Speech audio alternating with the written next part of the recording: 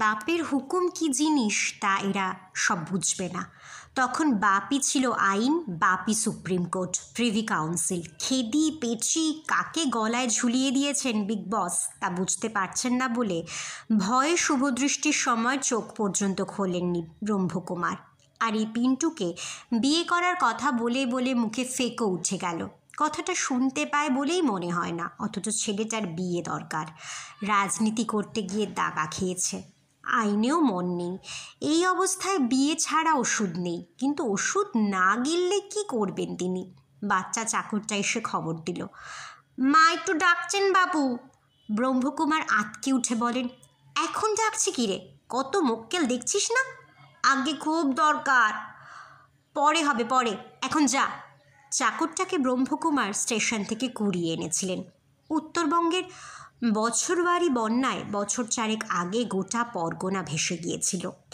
শিলিগুড়ি উঁচু ভিতের শহর, কখনো ডোবে না। রাজ্যের লোক এসে পঙ্গপালের মতো ঝাঁপ ফেলল শহরে। স্টেশন, গুমটি, চালা, স্কুল কলেজ সব জায়গায় লোক।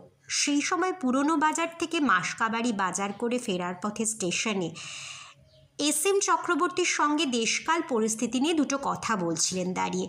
বাচ্চা একটা 7-8 বছরের গোপাল গোপাল চেহারার ছেলে কাছে দাঁড়িয়ে তারস্বরে চেঁচিয়ে কাঁদছিল।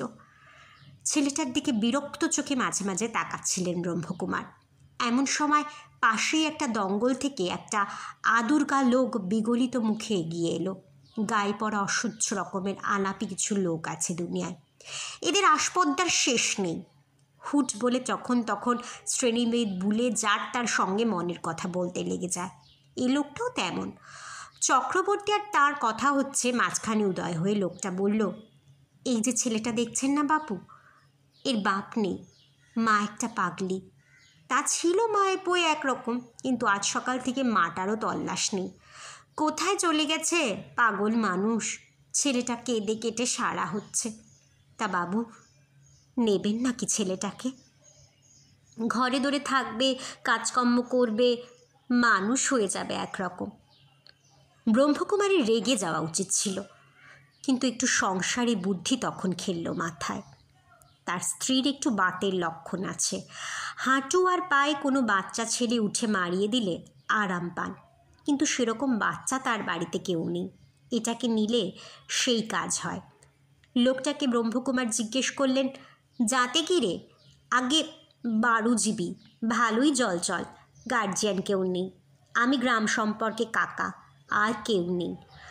ব্রহ্মকুমার লোকটার নাম ধাম টুকে নিলেন, তারপর ছেলেটাকে নিয়ে এলেন বাসায়। ব্যাস, সেই থেকেই সেখানে।